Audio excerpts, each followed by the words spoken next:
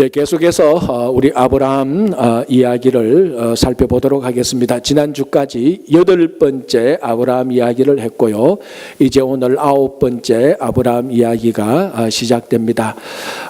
지난 주간 그리고 오늘 본문 바로 앞에 하나님께서 하나님의 사자들, 그러니까 뭐 하나님의 천사들, 하나님의 사람들 다 괜찮습니다. 하나님의 사람들을 3명 아브라함에게 보내셔서 아브라함과 사라를 통하여서 약속의 자녀를 낳을 것이라고 말씀해 주셨습니다. 이제 그 일이 지나고 난 다음에 하나님께서 보내신 그 하나님의 사자들 3사람을 두고 이 3사람들에게 아브라함에게 대하여서 이야기하는 것으로 오늘 본문이 시작됩니다. 그 첫 번째 이야기가 어떻게 시작되는가 하면은 하나님께서 이 3사람들에게 내가 앞으로 하려는 것을 아브라함에게 숨기지 않을 것이다 라고 말을 합니다. 그러니까 내가 하는 어떤 일들, 앞으로 행해야 될 일을 비밀 없이 아브라함에게 다 얘기하고 할 것이다 라고 이렇게 말을 합니다. 자, 이 하나님께서 아브라함에게 말하는 이 내용 안에서 아브라함과 하나님과의 관계가 하나 나타납니다. 자, 오늘 22절에 또 하나 중요한 게 이런 내용이 나옵니다. 아브라함이 하나님 앞에 섰는데 어떻게 서 있는가 하면은 무릎 꿇고 경배하고 두려워 떨고 이게 아니고 그냥 하나님 앞에 아브라함이 직면해서 서 있는 겁니다. 여기 어떤 뉘앙스가 있는가 하면은 굉장히 편안하게 서 있다는 것입니다. 뭐 우리말로 좀 더 쉽게 말하자면은 제가 그런 폼을 한번 상상해 볼게요. 그냥 오른손으로 호주머니에 손 넣고 이래 가지고 그리고 왼손은 뭐 이렇게 자유롭게 우리가 흔히 얘기할 때 이렇게 하는 것처럼 그리고 고개도 경직되지 않고 자유롭게 이렇게 좀 흔들흔들 거려가면서 좀 어떤 어른들이 보면 좀 까불락 촐싹거리는 이런 폼하고 마찬가지입니다. 이 거룩하신 하나님 앞에 아브라함이 서 있는데 이게 뭐 경배하거나 두려워 떨거나 무릎을 꿇거나 엎드린 게 아니고 정말로 스스럼 없이 이렇게 얘기를 하고 있는 이 모습이 오늘 22절에 하나님 앞에 아브라함이 서 있는 모습입니다. 자, 여러분, 그러면 여러분들이 멀리서 하나님과 아브라함이 대화하고 그리고 하나님은 아브라함에게 아무것도 숨기지 않고 모든 것을 다 얘기하고 그리고 얘기하는 이 두 사람의 태도가 굉장히 자유롭고 굉장히 편하게 보입니다. 자, 여러분들은 이 두 사람을 어떤 관계라고 생각하시겠습니까? 그럼요, 친구 관계죠. 친구 관계라고 말은 안 할 수 있겠지만 아주 친한 사이입니다. 그죠? 이 두 사람은 주종 관계가 아닙니다, 지금. 주종 관계인데 호주머니에 손 놓고 뭐 이렇게 얘기하겠습니까? 그렇지 않죠. 친구 관계입니다. 아주 친한 사이입니다. 그리고 오늘 이 하나님께서 3명의 사자들에게 아브라함에게 말하는 내용 그리고 하나님 앞에 서 있는 아브라함의 태도 이것을 볼 때 영락없이 아브라함은 하나님의 친구입니다.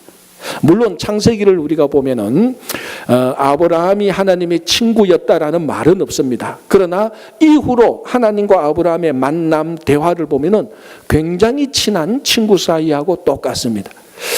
우리 이사야 41장 8절을 보면요, 하나님께서 이스라엘 백성들에게 이렇게 말합니다. 이스라엘 백성들아, 너희는 나의 친구 아브라함의 자손들이다 이렇게 말합니다. 물론 여기서 초점은 이 이스라엘 백성들을 하나님께서 보호하고 인도하실 것이라고 약속을 하는데 그 이스라엘을 지칭할 때 앞에 아브라함의 후손이라고 말을 합니다. 근데 아브라함의 후손이라고 말을 하는데 아브라함을 하나님께서 직접 나의 친구 아브라함의 후손이다 이렇게 말을 합니다. 그리고 난 다음에 하나님의 친구 아브라함의 후손들에게 약속을 하는데 그 약속이 이사야 41장 1절로 보면은 이 약속이 3번이나 똑같은 내용으로 3번이나 반복됩니다. 그 내용이 무엇인 줄 아십니까? 두려워하지 말아라. 내가 너를 도와주겠다라는 겁니다. 여기 3번이나 반복됩니다. 왜 하나님은 이스라엘 백성들을 그렇게 계속해서 3번이나 반복해서 도와주시겠다고 약속합니까? 그럼요. 뭘 그게 어렵습니까? 제가 이때까지 설명했는데 친구 아들이니까 친구 딸이니까 그런 겁니다.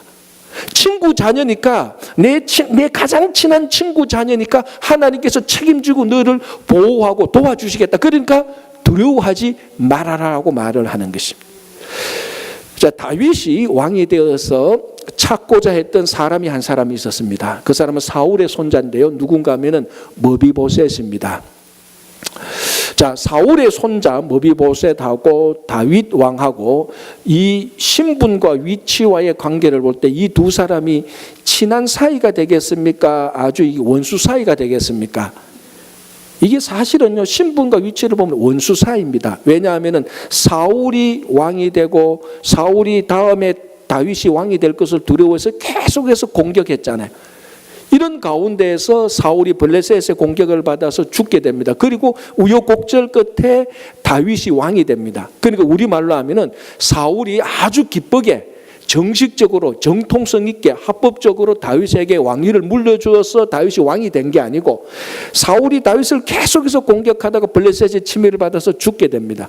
그러니까 이 사울 가문하고 다윗 가문하고 관계가 좋지 않습니다. 실제로 다윗이 왕이 되었을 때 사울의 아들 가운데 이스보셋이라는 사람이 반역을 일으켜서 이스라엘의 왕이 되어서 다윗하고 2년 동안 이 대립하게 되는 그런 세월도 보냅니다.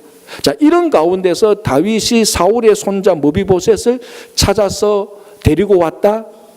이 머비보셋은 유일하게 사울의 가문 가운데 남아있는 반역의 씨앗이 될 수 있는 사람입니다.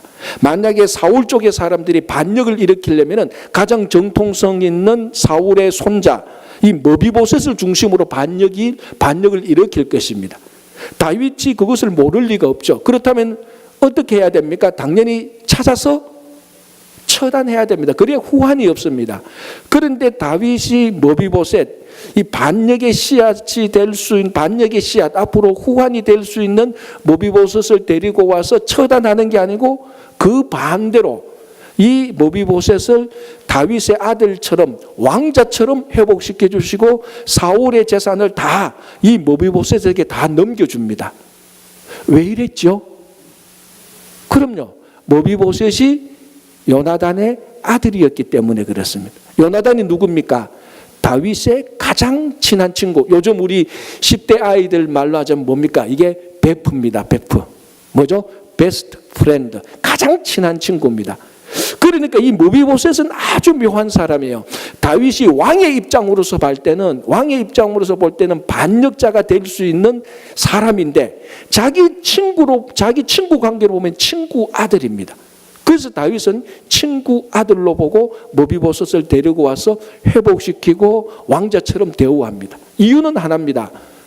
반복해서 말씀드리지만 친구 아들이니까.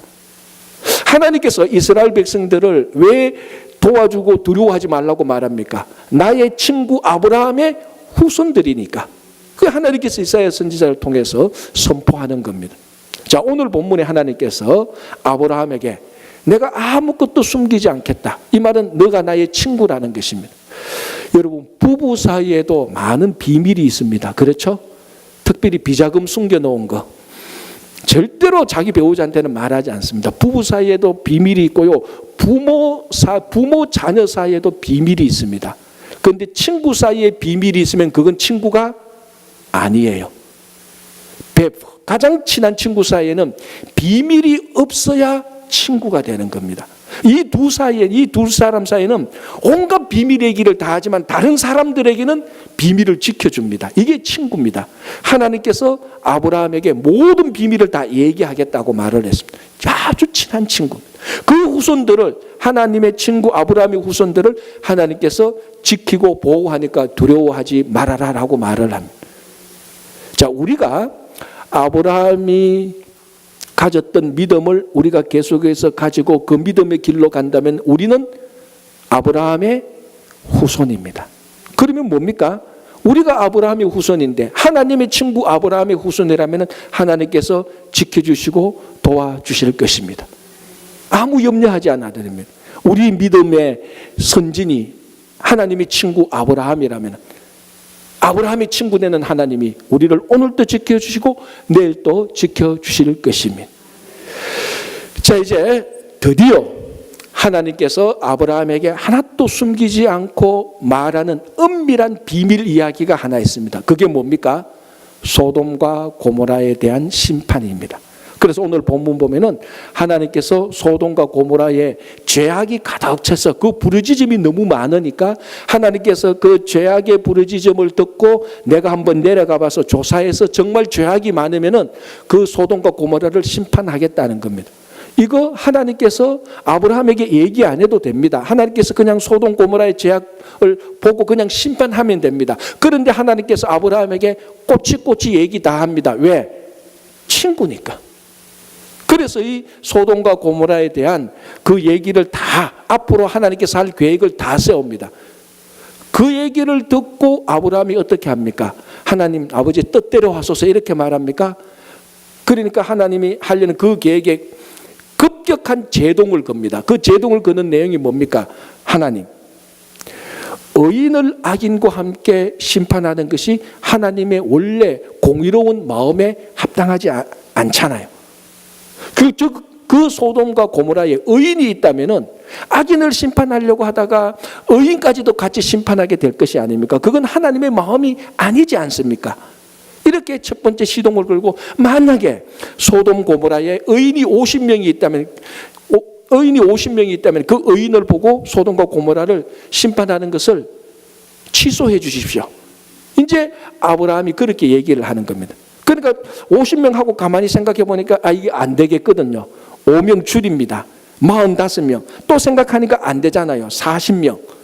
또 줄입니다. 이제는 30명. 또 안 돼요. 20명. 또 안 돼요. 10명. 제가 이렇게 설명해도 지겹죠. 듣는 하나님은 얼마나 지겹겠습니까? 아니 우리 한국말로도 3세판인데 3번 깎아줬으면 됐지. 이거 5, 6번씩 깎아줘서 10명까지 내려갑니다. 그러니까 이걸 가르쳐서 우리가 아브라함이 하나님께 중보하는 것입니다.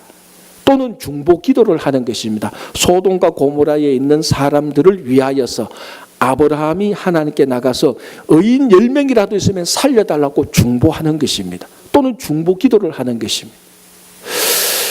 여러분 이 5번이나 6번이나 자꾸 자기 말을 번복하는 것 이거 참 쉽지 않습니다. 그리고 하나님 앞에 마치 공격하듯이 따지듯이 의인을 악인과 함께 멸망하면 어떡합니까? 막 좀 얼굴이 울그락불그락 하듯이 해서 이렇게 말합니다. 어떻게 해서 왜 아브라함은 하나님께 이렇게 끈질기게 공격적으로 중보할 수 있었습니까? 왜 그렇습니까? 그럼요. 아브라함은 하나님의 친구이기 때문에 그렇습니다. 여러분 친구 사이에 몇 번 물을 수 있잖아요. 진짜 친한 친구면 10번, 20번 또 물어줍니다. 계속해서. 지금 하나님과 아브라함은 친구니까 이 아브라함이 자기 친구 하나님의 마음을 알고 있거든요. 그래서 50명 그러다가 45번요. 40명 계속해서 물읍니다. 50명 안 되겠다. 45, 40, 30, 20, 10 계속해서 물읍니다. 왜? 그래도 하나님이 해줄 줄 아브라함은 아니까요. 아브라함은 하나님의 마음을 압니다. 왜? 가장 친한 친구이기 때문에 그렇습니다. 그래서 아브라함은 하나님께 중보하고 또는 중보 기도를 합니다. 가끔 신앙생활 하면서 이제 우리가 이런 기도 제목도 있으면 같이 기도합시다. 그러면 특별히 우리 이민 생활 하시는 분들, 여러분들 기도를 하지 않는 또는 기도를 못하는 가장 중요한 이유가 무엇입니까? 우리 다 아는데 사실 그렇잖아요. 바쁘고 피곤하고 시간이 없으니까 그게 1번입니다. 그죠? 이 새벽에 5시, 6시 내가 일어나서 하루 종일 직장 생활하고 오면 8, 9시에 와서 저녁 먹고 하면 10시, 11시 피곤한데 언제 기도할 시간이 있습니까? 맞습니다. 그 얘기 듣고 보면은 정말로 충분히 공감이 되는 겁니다. 사실 우리가 겉으로 보면은 피곤하고 바빠서 힘들어서 기도하지 못하거나 안 하는 것이 틀린 말이 아닙니다. 그러나 진짜로 우리가 하나님께 중보하지 못하고 기도하지 못하는 진짜 이유는 바쁘고 피곤하고 힘든 것은 2번째입니다. 첫 번째 이유가 뭔 줄 아십니까? 하나님의 마음을 진짜 모르기 때문입니다. 진짜 우리 한 사람 한 사람이 하나님의 마음을 아브라함처럼 알았다면 우리는 시간이 있고 없고는 둘째입니다. 우리 다른 시간을 잘라내서라도, 다른 시간을 포기해서라도 진짜 우리가 하나님의 마음을 아브라함처럼 안다면 우리는 중보하는 자리, 기도하는 자리에 아무 염려 없이 나올 수 있습니다. 사실은 많은 사람들이 착각하고 있습니다. 내가 시간이 없으니까, 내가 바쁘니까, 내가 피곤하니까, 내가 오늘 일정을 봐도, 내일 스케줄을 봐도 숨 쉴 틈이 없이 빽빽한데, 아이고 내가 언제 뭐 교회 가서 기도하거나 새벽에 일어나서 밤에 따로 시간을 내서 기도하겠어. 자기가 자기를 속이고 있습니다. 진짜 기도하지 못하는 이유는 그게 아닙니다. 아브라함처럼 하나님을 모르기 때문에, 하나님의 진짜 깊은 속마음을 모르기 때문에 기도의 자리, 중보하는 기도 자리, 중보의 자리에 나오지 않는 것입니다. 제가 처음 미국 와서 참 신기한 것이 많고 이해되지 않는 게 하나 있었는데, 그게 그 풋볼 게임입니다. 미국 사람들이 제일 좋아하는 스포츠가 풋볼입니다. 그죠? 그 뭐 슈퍼볼 할 때는 뭐 그 워싱턴에서도 회의도 안 하잖아요. 백악관에서도 회의도 안 한대요. 그만큼 이 풋볼이 미국 사람들이 제일 좋아하는 경기인데, 저는 미국 와서 도대체 이해를 못 하겠어요. 저거 뭐 재밌다고? 아니, 건강한 남자들 한 20명끼리 우 떼지가면서 공 가지고 가니까 따라가고, 아니, 저거 어릴 때 동네에서 다 했던 거예요. 좀 폼이 달라서 그렇지. 아니, 우리도 공 가지고 막 가면은 애들 막 가서 다리 거두고 넘어뜨리고 막 뺏어가고 그랬거든요. 그래 놀았는 거예요. 하나도 재미없어요. 그거 뭐 어릴 때 다 놀았던데 저거 뭐 재밌다고 미국 사람들이, 전 미국이 열광하는가.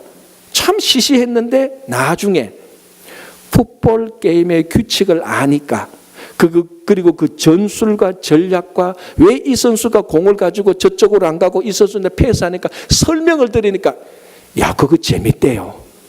재밌어요, 여러분. 여러분 이제 모르니까 제 얘기를 못 알아듣는데 알면은 재밌어요. 그러니까 풋볼 경기를 아니까 TV를 돌리다가 채널 돌리다가 풋볼 나오면요 멈춰요. 좀 봐요. 미국 처음에 왔을 때는 아유 좀 다 큰 애들이 애들 장난하는 거 늘리는데, 딱 보니까 아, 저 선수가 이렇게 패스했는데, 아 그렇구나.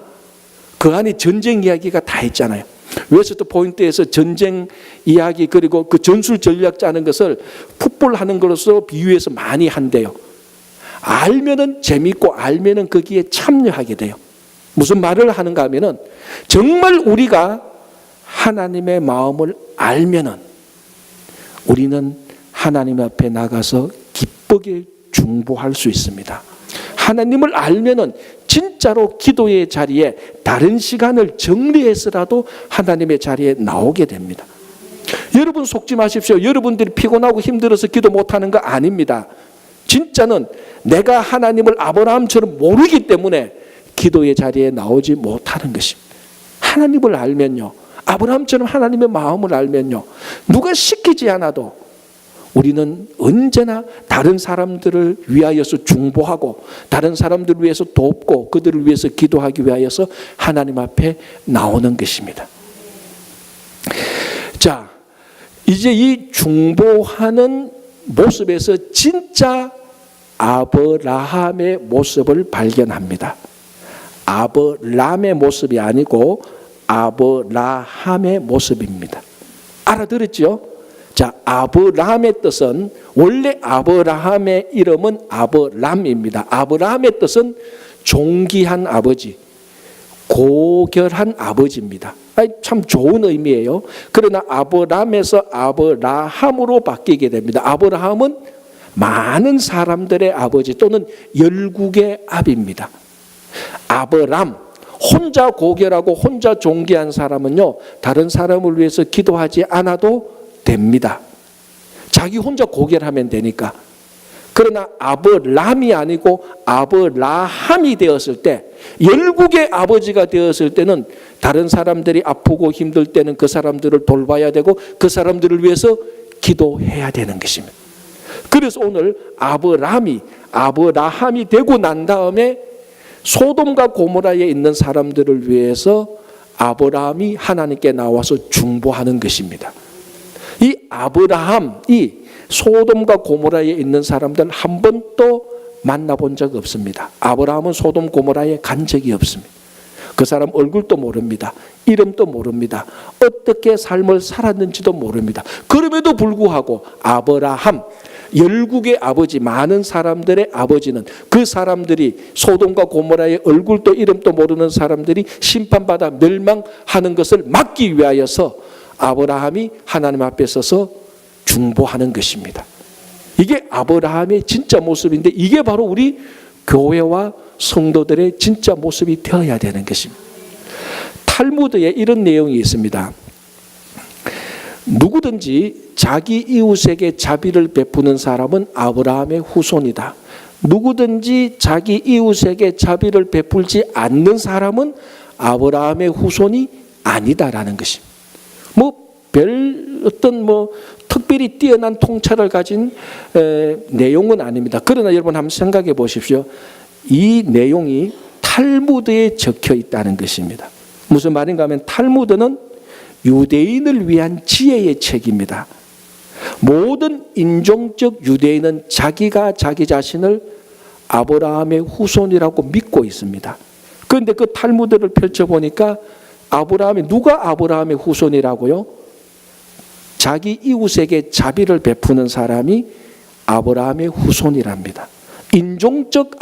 인종적으로 이스라엘을 아브라함의 후손이 아니고 탈무드에 유대인을 위한 책에 만약 당신이 인종적으로 이스라엘이라 할지라도 이웃을 위하여서 자비를 베풀지 않는다면 아브라함의 후손이 아니다라는 것입니다. 자, 이것을 우리 삶에 적용시켜서 이렇게 표현해도 됩니다. 정말 이웃 또는 다른 사람을 위해서 기도하지 않고 다른 사람들을 위해서 관심을 드러내지 않는다면 더 이상 그것은 아브라함의 후손도 아니고 교회가 아닌 것입니다. 가장 기본적인 내용이죠. 교회와 성도는 기본적으로 나 말고 다른 사람을 위해서 중보할 줄 알아야 되고 그 사람의 어려움에 처했을 때 그 사람을 위해서 진심으로 기도할 줄 아는 것이 교회와 성도의 기본입니다. 이것이 십자가에서 그대로 이루어진 사건 아닙니까? 여러분 가장 위대한 중보자가 누굽니까? 예수 그리스도입니다. 예수 그리스도께서는 십자가에서 자기 자신의 몸 전체를 내어주어서 다른 사람들을 살리기 위하여서 십자가에 달려 돌아가신 것입니다. 그래서 정말 우리가 영적으로 아브라함의 후손이다라는 말은 정말 우리가 진정한 교회와 진정한 성도라는 말은 다른 사람들을 위해서 기도할 줄 알고 정말 다른 사람들을 위해서 간절히 도와줄 줄 아는 그 자리에 서는 것이 영적 아브라함의 후손의 자녀들인 것입니다. 자, 이제 정말 비밀리 했던 것을 한번 보겠습니다. 왜 하나님께서 소돔과 고모라를 멸망시키려고 했습니까? 왜 심판하려고 했습니까? 오늘 하나님이 뭐라고 말씀하십니까? 소돔과 고모라의 죄악이 너무 많아서 그 죄악 때문에 많은 사람들이 부르짖는다. 그 죄악 때문에 죄악이 너무 많아서 부르짖는 소리를 듣고 실사하러 나왔습니다. 인스펙션에서 진짜 죄악이 많으면은 심판하겠다는 것입니다. 그러니까 소돔과 고모라를 심판하려는 이유는 무엇 때문입니까? 죄가 너무 많아서입니다. 틀린 말이 아닙니다. 그래서 우리가 보통 타락하고 부패한 도시에 그 부패한 도시를 보면은 소돔과 같이 타락한 도시라고 말합니다. 그래서 이 소돔과 고모라는 성경 전체를 통해서 인류 전체를 통해서 가장 죄가 많은 도시, 타락하고 부패한 도시의 상징입니다. 그러나 오늘 본문을 가만히 보면은 진짜 소돔과 고모라가 죄가 많아서 심판받을까요? 죄가 많아서 심판받는 것은 절반만 맞춘 답입니다. 나머지 절반의 답은 어디에 있습니까? 이 아브라함이 하나님과 협상하는 내용을 보면 됩니다. 사실 이거 협상하는 거잖아요. 이 협상이 가능한 게 아브라함은 하나님의 친구니까 협상을 하는 겁니다. 자, 하나님께서 이렇게 말씀하십니다. 소돔과 고모라의 죄가 너무 많아서 내가 살펴보고 죄가 많으면 심판할 것이다. 아브라함이 딱 앞에 서서 말합니다. 하나님, 그러면 의인과 악인을 함께 멸망시키겠습니까? 자, 소돔 고모라에 의인 50명이 있으면은 어떻게 하시겠습니까? 하나님께서 말합니다. 소돔 고모라에 의인 50명이 있으면은 의인과 악인을 함께 심판하는 것은 내 뜻이 아니니까 살려주겠다는 것입니다. 아브라함이 생각하니까 50명이 안 되잖아요. 그래서 45명, 40명 계속해서 줄입니다. 10명까지 나옵니다. 그래서 보통 우리가 이것을 볼 때 아브라함이 뭐 협상의 달인이다, 10명까지 줄였다 이렇게 말하는데, 여기서 초점은 10명까지 줄였다는 것도 중요하지만 더 중요한 것은 무엇인 줄 아십니까? 의인이라는 데 초점을 맞추었습니다. 하나님은 소돔과 고모라를 왜 심판하려고 했습니까? 죄가 많아서 심판하려고 했는데, 그 얘기를 듣고 아브라함은 앞에 나가서 죄가 많다는 내용을 의인으로 판을 바꾸어 버립니다. 죄가 많아서 멸망하지 마시고 의인을 보십시오. 의인을. 그래서 이야기가 죄인의 이야기가 아니고 의인의 이야기로 판이 확 바꾸어 버립니다. 무슨 말입니까? 이제는 죄가 많아서 소돔을 심판하는 것이 아니고 의인이 있느냐 없느냐가 기준이 되는 것입니다. 아이, 목사님, 그게 그 말이죠. 뭐 죄가 많으니까 의인이 없고 의인이 없으니까 죄가 많은 거죠. 그 말이 맞지만은, 그게 그건 것 같지만은 이 둘은 완전히 다른 내용입니다. 죄가 많아서 심판하는 것이 아니고 의인이 없어서 심판합니다. 이 말은 만약에 하나님께서 세상을 죄가 많아서 심판한다고 받아들인다면은 이 세상이 심판받는 것은 전부 다 남 탓입니다. 저 사람들이 죄가 많아서 심판받는다는 것입니다. 우리 이웃을 보니까, 교회 밖에 보니까 세상이 너무 더럽고 부패해서 하나님께서 이 세상을 심판하실 것이란, 그러니까 늘 세상을 볼 때 다른 사람 탓만 하고 있습니다. 왜? 죄 때문에 심판한다고 생각을 하니까. 그러나 의인이 없어서 심판받는다고 생각하면은 누구 탓입니까? 내 탓입니다. 내가 의인이 되면은 하나님께서는 이 세상을 심판하지 않습니다. 그래서 아브라함은 이 판을 죄가 많아서 심판하는 소돔이 아니고 의인이 있느냐 없느냐로 바꾸어 버리는 것입니다. 여러분, 이 세상이 왜 심판당합니까? 세상이 타락하고 부패해서 그렇습니까? 대부분의 성도들은 그렇게 기도하고 그렇게 믿고 있습니다. 틀린 것은 아닙니다. 그래서 기도할 때 특별히 우리 뉴욕, 이 뉴욕은 세상의 경제 중심이지만 또 타락의 온상이지 않습니까? 이 타락한 뉴욕을 다시 하나님께서 거룩한 도시로 회복시켜 주십시오. 이런 기도를 참 은혜롭게 잘합니다. 틀린 말이 아닙니다. 그러나 그 안에는 늘 심판의 기준이 죄와 타락에 받쳐 있습니다. 그래서 늘 남 탓만 합니다. 여러분, 세상이 타락해서 심판하는 줄 압니까? 아닙니다. 의인이 없어서 심판하는 겁니다. 그래서 세상이 아무리 타락하든지 말든지 하나님은 세상의 타락을 보는 것이 아니고 교회와 성도가 정말 의인인지 아닌지 그걸 보는 것입니다. 여러분, 세상이 타락하는 것을 한탄하지 마십시오. 세상은 원래 타락하도록 되어 있는 것입니다. 정말 중요한 것은 세상이 지금보다 10배, 100배 더 타락한다 할지라도 하나님은 세상의 타락을 보고 심판하는 것이 아니고 교회와 성도가 의인이냐 아니냐 그걸 보고 심판을 멈추기도 하고 심판을 하기도 합니다. 이제 교회와 성도는 세상의 이 심판의 기준을 세상의 탓으로 돌리는 것이 아니고 내 탓, 우리 탓으로 돌려야 됩니다. 세상은 지금보다 100배 더, 1000배 더 타락해도 괜찮습니다. 원래 타락하도록 되어 있는 것이죠. 그러나 교회와 성도가 이 의인 10명에 들어가게 될 때에 하나님께서는 의인 10명에 들어가는 교회와 성도를 보고 심판을 연기하거나 심판을 취소하는 것입니다. 그래서 여러분, 우리가 이 소돔과 고모라가 심판받는 이유, 절반의 죄 때문이라고 할 수 있지만 진짜 중요한 이유는 거기에 의인이 부족했습니다.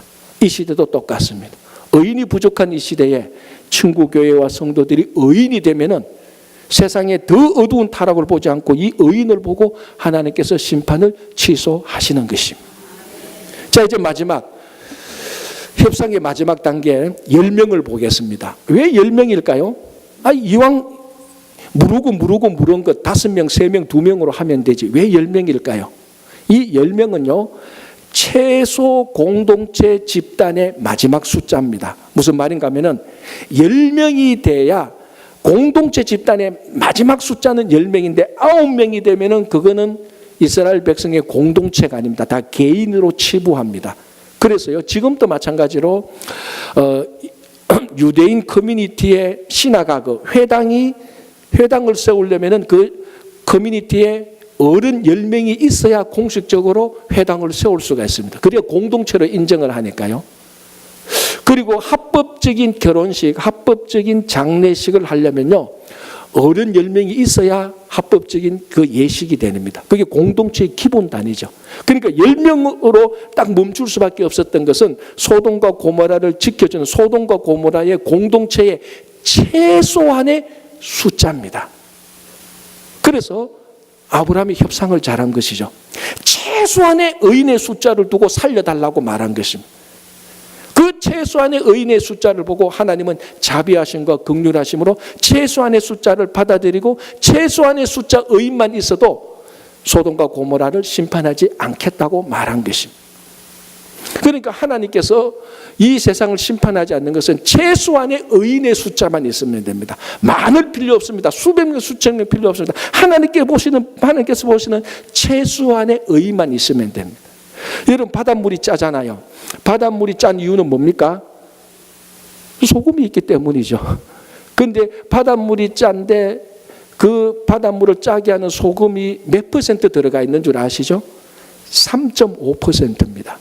35%가 아니고 3.5%의 소금이 들어가 있기 때문에 그 바다가 짠 겁니다. 그래서 3.5%가 바다를 짜도록 만드는 것이죠. 자, 하나님께서 찾는 의인의 숫자는 소돔과 고모라에 찾는 숫자는 10명입니다. 이 주석가들에 의하면은 그 당시 소돔과 고모라에 살고 있는 사람을 줄여도 10,000명까지는 봅니다. 10,000명까지는 있었을 것이다. 그 크기와 그 문화, 문명 이런 수준으로 봤을 때. 자, 그러면 여러분, 지금 하나님과 아브라함 사이에 협상에서 마지막 의인의 숫자는 10명입니다. 몇 퍼센트입니까? 몇 퍼센트만 있으면 살려주겠다고 말한 겁니까? 이 주일이니까 이 계산이 안 되죠. 0.1%입니다. 1%도 아니에요. 10,000명 가운데 10명, 즉 0.1%의 의인만 있으면은 소돔과 고모라를 심판하지 않겠다는 것입니다. 우리 아시지만 이제 창세기 19장 보면 그 0.1%의 의인도 없어서 심판을 받게 됩니다. 여러분, 늘 이 본문과 함께 살펴보는 본문이 에레미야서 5장입니다. 그는 나중에 유다가 멸망하기 직전에 에레미야 선지자가 한탄하면서 하나님의 메시지를 이렇게 전합니다. 너희들이 예루살렘 거리를 다니면서 진리를 추구하고 공의를 행하는 사람 한 명만 찾으면은, 이젠 10명도 아닙니다. 한 명만 찾으면은 이 성을 용서해 주겠다고 말합니다. 물론 비유적인 표현이기도 하지만 우리가 그걸 글자그대로 한번 받아들인다고 생각해 보십시오. 그 당시에 예루살렘에 몇 명이 살고 있었겠습니까? 이 역사가들의 자료에 의하면 히스기야 왕 때 최소한 25,000명은 살고 있었다라고 말합니다. 물론 히스기야 왕은 유다 왕 말기 때니까 우리가 그대로 받아들인다고 합시다. 그러면 25,000명 가운데 한 명의 의인만 있어도 하나님께서 살려주시겠다고 약속합니다. 그러니까 하나님께서 찾으시는 의인의 숫자는 절대로 많은 게 아닙니다. 최소한의 숫자입니다. 최소한의 의인만 있으면 심판하지 않겠다는 것이 하나님의 자비와 긍휼입니다. 그것도 실패했습니다. 25,000명 가운데 한 명도 없어서 나중에 예루살렘이 멸망합니다. 그래서 하나님께서 어떻게 하십니까? 이제는 70억 가운데 한 명을 찾습니다. 그 한 명이 예수 그리스도입니다. 그래서 예수 그리스도 한 분을 통하여서 이제 구원을 얻게 되는 것입니다. 동일한 이치로 지금 이 시대에 여전히, 이제는 이 시대는 25,000명 가운데 한 명, 1,000명 가운데 10명 이게 아니고 하나님께서 이 세상을 심판하지 않으시려고 찾으시는 의인은 진짜 제일 최소한의 숫자 몇 명입니까? 한 명입니다. 하나님께서 한 명만 찾으면은 세상을 심판하지 않겠다는 것입니다. 그런데 이 한 명은 너 한 명이 아니고 나 한 명입니다. 나 하나 한 명만 하나님 앞에서 의인으로 살 때 하나님께서는 이 한 명을 보고, 나 한 명을 보고 세상을 심판하지 않는 것입니다. 여기에 교회의 사명이 있습니다. 여기서 성도의 삶의 태도가 나오는 것입니다. 너 하나 의인이 되라가 아니고 이제는 하나님께서는 한 명만 찾는데 나 하나 한 명만 의인이 된다면 하나님께서 나 하나의 중보를 들으시고 나 하나의 중보 기도를 들어주시겠다고 약속을 하시는 것입니다. 그리고 나 하나를 보시고 하나님께서 심판을 연기하시거나 심판을 취소하시겠다는 것입니다. 여러분, 바로 우리가 진짜 나 하나가 하나님의 친구가 될 때 하나님은 이 친구된 나 하나를 보고 하나님께서는 기뻐하시고 하나님의 친구된 의인을 보고 이 시대의 심판을 연기하거나 이 시대의 심판을 취소시키는 것입니다. 정말 우리 친구교회 성도님 한 사람 한 사람이 바로 이 한 사람이 되고 우리 친구교회가 이 시대에 한 바로 그 교회가 될 때 하나님께서는 우리를 보고 아니 나 하나를 보고 기뻐하시면서 하나님의 마음이 유쾌해지는 것입니다. 그래서 여러분 이 시대에 정말 하나님께서 찾으시는 그 의인 한 사람이 되시기를 간절히 바랍니다.